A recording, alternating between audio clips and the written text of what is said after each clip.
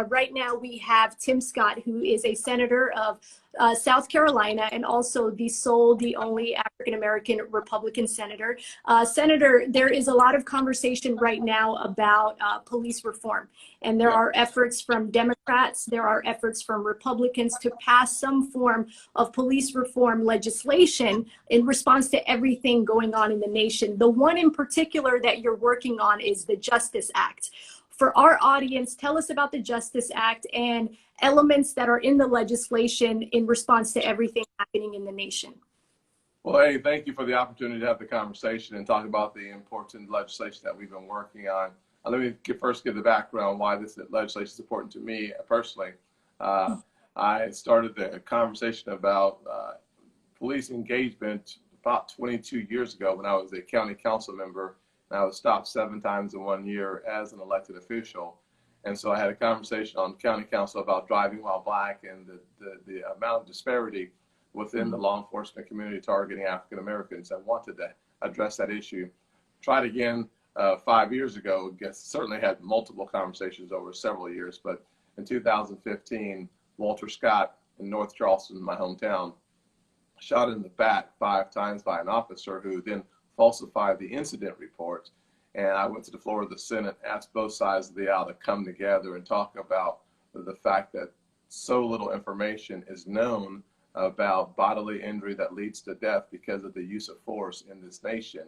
Less than 40% of the departments today still report to the FBI. Second thing, of course, was the Mother Emanuel church shooting. Yesterday was the 5th anniversary. And I talked after that speech as well about the importance of bringing this nation together. So I find myself here again trying to find a legislative path that I think will make a difference based on personal experience, historical evidence that suggests that we have to do something. And I believe that this legislation helps us get there. That said, I had a chance to review the House bill and took a look at the things that I liked about the House bill. And I wanted to at least present a bipartisan piece of legislation that encompassed all 3 levers of government, realizing that if we're not all saying yes, this does not become law. And so it's really important for us to design something that takes into consideration everyone's priorities, or nothing actually happens and we send the negative signal to the country that we're not listening. We are listening, at least I am listening, and I think that most people are listening. So with that said, the first part of my legislation is around gathering more information so that you're able to direct the type of training and resources in the direction that produces better outcomes. In our legislation, I talk about the importance of the George Floyd / Walter Scott Notification Act when the use of force leads to serious bodily injury or death. I want all that information reporting to the FBI so that we have a chance to then direct policy changes that we think are important by utilizing grants one way or the other. The second part of that is the Breonna Taylor Notification Act because of the no-knock warrants. I know that some want to ban no-knocks, but we know essentially nothing about no-knock warrants. And so the first thing you have to do is get all the information, the credible facts, so that you can then redirect the process. That's, in my opinion, incredibly important. The second part of the legislation is about the training and the accountability that is important for us to see changes happen in departments. So what we do is connect the resources from the federal government to the outcomes that we want, whether that's the duty to intervene, the elimination of the chokehold, or the use of force, the development of use of force review boards as well. So, and there's how does it differ specifically for our audience? How does it differ from the legislation being efforted by Democrats? Kind of tell us about the compare and contrast. Obviously, there's a lot of overlap between the two, but what makes it different? Yeah, so I guess the biggest thing is on the chokehold. One of the biggest differences is first that our bill says that we will defund the departments if they don't ban chokeholds in those departments. The House legislation on that part says that they'll basically take the money from the states from a grant process as well. Realizing that I think both bills acknowledges the fact that 90% of more of the resources actually comes from the local level and not from the federal level. So our ability to actually ban something is to simply take the resources away from those departments or from the states. On the first tranche, the information gathering, ours starts with serious bodily injury and death. Theirs bill says all information should be reported up, not just those that leads to serious bodily injury. So I would assume that the minor bodily injury would be included in their legislation, where ours starts at serious bodily injury. On the duty to intervene, I'm not quite sure how the House tackles that. We tackle that once again through the resourcing. On our legislation, we create a commission because I think that the executive order from the president around co-responders dealing with the mental health aspect of it, it's in our legislation. I don't think it's in the House legislation. We also deal with the issue of homelessness and addiction in our legislation, looking for a path to fund the right programs and the right response. I don't think the House talks about that one. Our legislation talks about false police reports. If you think back to the Walter Scott killing, the police report said something that was drastically different than what actually happened on the scene. The Breonna Taylor police report was basically blank. No injuries were listed from my understanding on that police report. Drastically different than what we actually see. And on that topic, if there were never cell phone videos, do you think eyewitness accounts in the Breonna Taylor, Ahmaud Arbery, George Floyd, and now Rayshard Brooks, without cell phone video captured by bystanders, do you think anyone would believe the eyewitnesses who see these killings happen in public? Absolutely not. What I've said very clearly for the last several years is that a picture, if a picture is worth 1,000 words, then one video is worth 1,000 pictures. Re-emphasizing the importance that had it not been for the man who literally, it must have been divine intervention, happened to be walking by at the exact right time in the right place on the Walter Scott situation when he was murdered, we would never have known about that, because when you read the police reports, there was a struggle. Walter Scott had the taser. It was a completely drastically different situation. Had it not been for that one person who was walking by, no one would have known that he was murdered. Second issue I've said recently as well, on the Ahmaud Arbery, and met with his mother recently. Had it not been for the video, we would have heard and we would have seen in the police report something that was erroneous. The killer was a witness, according to the police report. So I have said and long stood, and one of the reasons why our legislation funds police cameras, body cameras, at like a 5 or 6 time increase on funding available for body cameras, is because I absolutely, undoubtedly understand that without that video, none of these incidents would have happened. So we have to have money for those. How do we hold law enforcement accountable to actually turn on the body cam and the dash cams? Because also in regard to that, there are a lot of incidents that also happen where they go back to see the footage and there is no footage for many different reasons.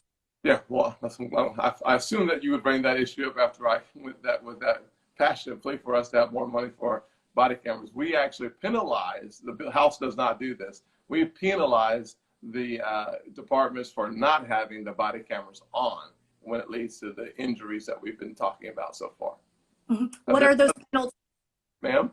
What are those penalties? You lose money from the federal government. It's all tied to money. That's the one penalty that we actually can enact on the federal level. And then when the last section of the legislation has to do, well, we have several other pieces of it. We have a recruitment piece where we're trying to find a way to recruit more minorities. So we hire more minority recruiters. African-American recruiters do a better job of attracting more African-Americans into agencies. Women, statistically speaking, are attracted into agencies more often by female recruiters as well. So we try to fund more actual recruiters into departments as well. And then there's another track on African-American history, using the African American Museum as a means to getting more cultural awareness into the conversation in law enforcement departments. Those things are as part of our bill, I think, only. On the officer misconduct, we believe that the retention of records is an absolutely essential component to eliminating the ability of a bad officer to transfer to another department. We worked that out, realizing the executive order from the president would create a national database. If the president's executive order creates a national database, we needed to create the preservation of the record so all that information flows seamlessly. The House bill creates a state database, so whether we tackle that differently. Perhaps the parts of the House bill that people like that are not in the current legislation on the Senate side would be the challenging qualified immunity. On the House bill, Section 1983 is dealt with. We don't do that on the Senate side. And I don't know what else is in the House bill that I would be missing right now. A lot of questions are coming in on the comment section. One question people want to ask you is, what are your thoughts on the calls for defunding the police? We're seeing that in the headlines. We're seeing social media campaigns. What are your thoughts on that? Yeah, I think it's the wrong direction. Certainly, when you talk to people who say they're in favor of defunding the police, they actually mean something other than defunding the police, except for a couple of folks who said, well, when I say defund the police, I mean defund the police. Others say when they say defund the police, what they mean is they're looking for other ways of diversionary programs that reduces the incidents, and they name specifically the mental health component, having co-responders. The president's executive order actually empowers co-responders to the scene. Our legislation is designed to have more experts tell us what that looks like so that we can get more mental health experts embedded in departments. I actually think that we can't afford to defund the police. What we have to do is have character-driven police, and the way we get there is by getting the resources that we control at the federal government as our way of producing the results that the communities, specifically communities of color, deserve. And so I think we get there by having the resources in our hands and controlling those resources to get the results that we want. Has President Donald Trump had any input on the Justice Act? I know that there's also the executive order that he also proposed. How much input has he had on the legislation that you now have been working on for 5 years? None, actually. I've certainly spoken to the White House about the priorities that I placed in the Justice Act. I had 5 other members of the Senate help me on the Justice Act. I looked at the House bill. I looked at the president's executive order, but I had not talked to the president about the Justice Act until it was finished, and we actually rolled it out yesterday. I spoke with him after I rolled it out. Mm-hmm. What kind of bipartisan efforts could there be? You have 2 legislations, you have a lot of passion. So many representatives want to do something because of the state of the nation right now. There's an outcry for justice. Could you see a bipartisan effort of bringing both legislations together so that it has an even higher chance of passing? Well, if there is no bipartisan cooperation on both sides, nothing will happen. So I've spoken to Cory Booker on a number of occasions. Kamala and I texted yesterday, spoke with Chris Coons, Senator Carper, Kirsten Sinema, as well as Manchin on the left, and Doug Jones too. And so I'm looking for people who want to have a conversation. The way that we have a conversation in the Senate is for folks to vote for the motion to proceed. The motion to proceed is a procedural vote that allows us to get on the bill so that people can offer amendments, so that if you want something that I don't have in my base bill, you have a chance to add it.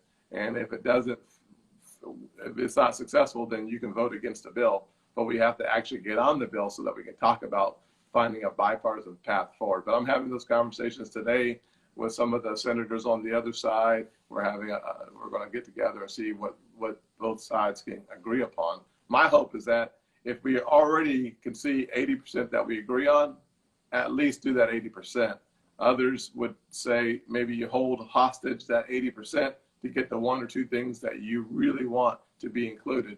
I'm willing to have a conversation with anyone about this legislation, because I think it's important for us to do as much as possible. And if there are places where the two sides can't get together, let's do what we can do, because real people in real places may lose their life if we don't do some things. So I hope that we get as much done as possible. Let's talk about how the phrase Black Lives Matter is now mainstream, being accepted by corporate America. So many corporate companies finally acknowledging that phrase, where back then it meant that you were picking a side. But for once, the phrase itself actually means that Black Lives Matter. It doesn't mean other lives don't matter. It just means, in light of everything happening, this is something that's finally being acknowledged and embraced by so many companies. What are your thoughts on that? Well, I think it's a good thing that we all recognize that the intrinsic value that you're born with should be shared equally, no matter what you look like. So that specifically means that Black lives, not that they just matter, but that they matter equally with all the other lives. And that's really what I think the phrase has been about. The campaign may include other things, whether it's defund the police or other things, but the actual phrase itself is best understood in the park in New York City, when the white woman wanted to weaponize her position and her thought process as it relates to her relationship with the law enforcement versus the African-American Harvard graduate's relationship with the law enforcement. By default, spoke to a devaluation of his life in the eyes of law enforcement from her perspective. That was instinctive, which is problematic. That, to me, underscores the importance of the fact that our lives as African Americans matter just as much as any other life here in this country and on earth. How do you define systemic racism? And for our audience, can you share experiences that you've had as a Black man growing up in the South? I mean, you know, this is something you are outspoken about as well. Kind of share your definition of what systemic racism is and what your experience has been as a Black man working his way up in the corporate ladder. Yeah, I don't have a good definition of systemic racism. I have a better definition of racial outcomes that I think is important. I think racial profiling is a classic example of racism that has to be dealt with, because the racial outcomes negatively impacts not only your ability to move around in your own communities, whether it's Charleston for me or DC here. It's the fact that I'm far more of a target simply because I'm driving while Black, or simply because I'm walking around the streets. So for me, that racial outcome is important for me to address and to aggressively push back on as a legislator, and frankly, as a human being. I've said it very often. I mean, I've been talking about this for at least 20 years, as I said. It's important for me to bring as much attention to those outcomes as possible. The definitions of why people do what they do. I mean, it's nice to have that conversation. It's better for me to change the outcome of that conversation, the outcome of those racial biases that I've experienced. Number one. Number two, I would say that being stopped 18 times in the last less than 2 decades is another one of those situations where earlier this year, I was stopped for failing to use my turn signal earlier in my lane change. I didn't know that was such a thing, but I found that out that day. Last year, in November, I was pulled over for having my flashers on when I stopped to help someone find their phone, and then got back in the car and was sitting there before I turned my flashers off. A police officer pulled me over. 18 times overall. 18 times. Oh, just not overall, just in the last less than 2 decades. Less than 2 decades. As you have your, if I go my whole life, but if you could estimate your whole life, how much would it be? I hate to say, I don't want to pretend that it's, I don't know, honestly. I'd have to go back and count from, my first stop was June the 5th, 1987. And so I'd have to count from that point forward to 2000, to really to 1998. And then from 1998, 1999 through now, I know it's been 18 times in the last 2 decades.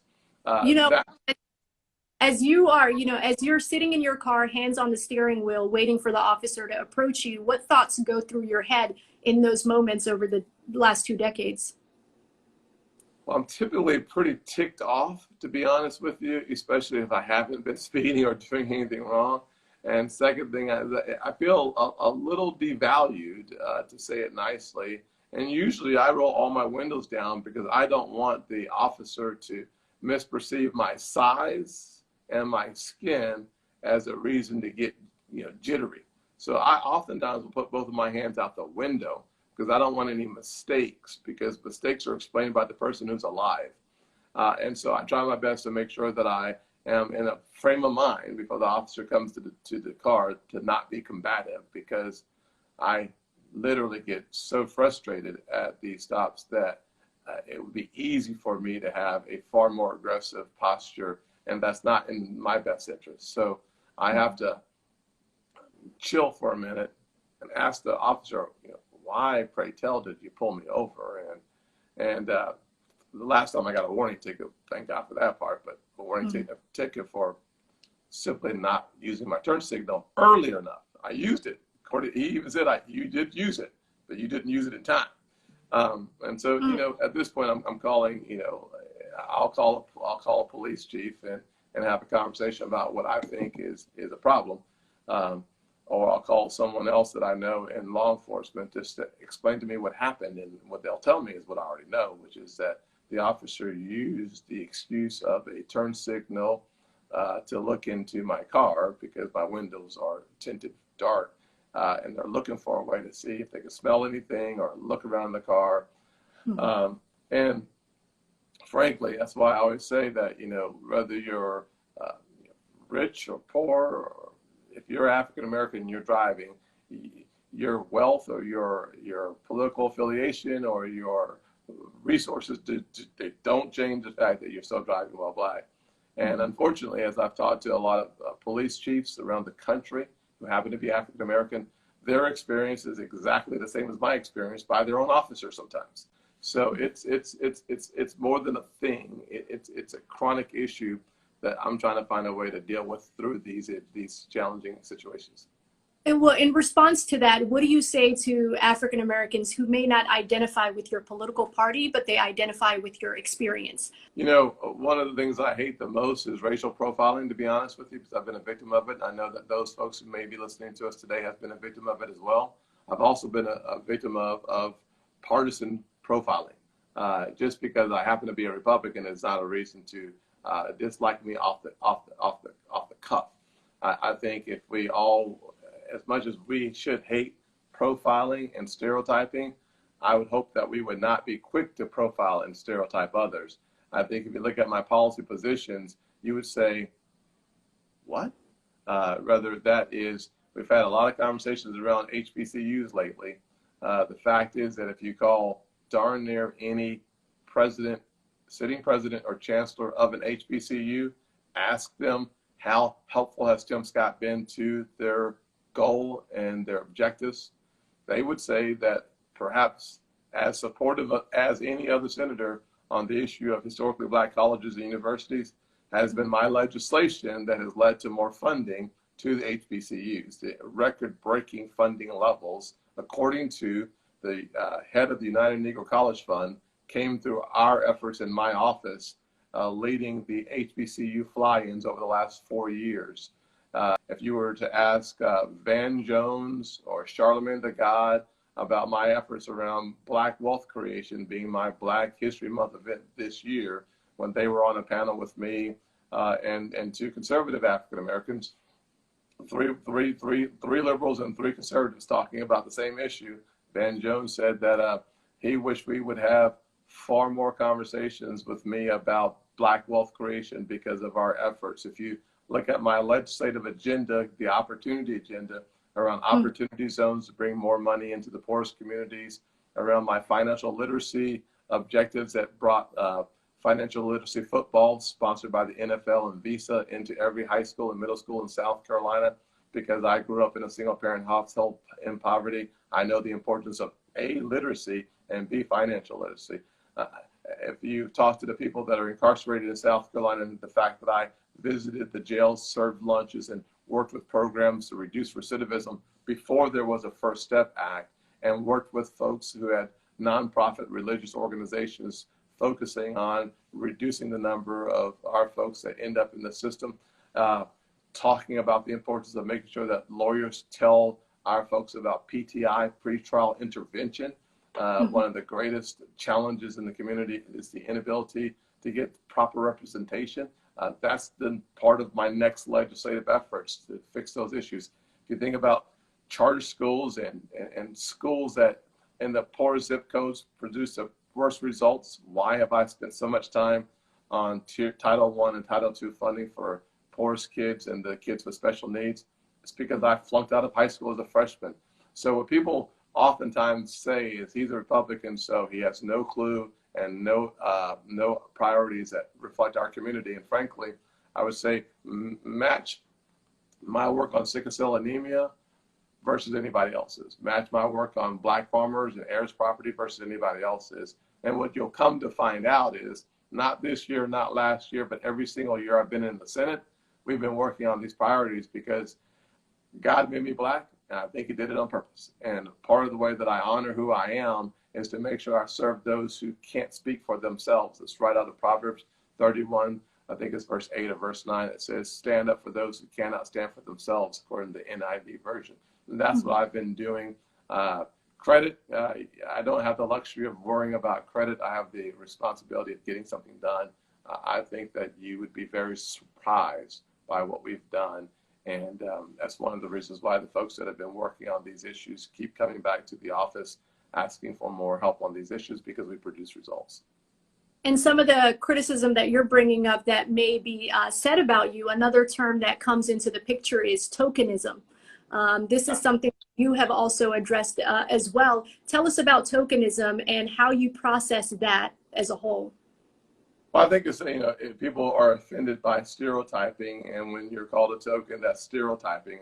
I find it profoundly shocking that our community uses phrases that we reject when people use them towards us, which is pretty remarkable. And remember that there's only one other Black male in the United States Senate. It happens to be a Democrat. There's only one Black female in the Senate. So when you think about it, there's not 10 on one side and 1 on the other side. There's 1 on one side and there's 2 on the other side. So the party that really reflects America's push towards diversity has produced 2 senators right now. And the one that gets pinged for having no interest in it has produced 1. So the fact of the matter is that both parties can do a whole lot better, and should do a whole lot better, but one party gets a lot more dings than the other party as it relates to our representation. But here's what I would ask you to do.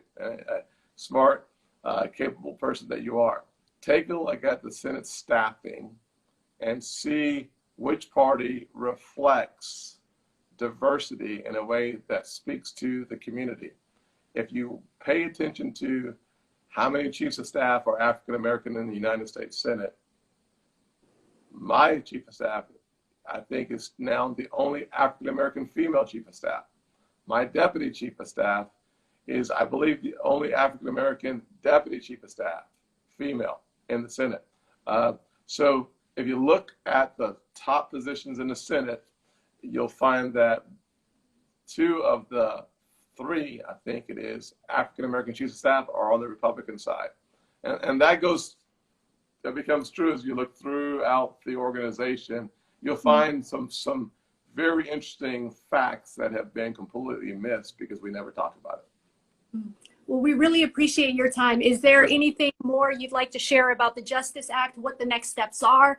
Tell us what the next steps are in your efforts to move it forward.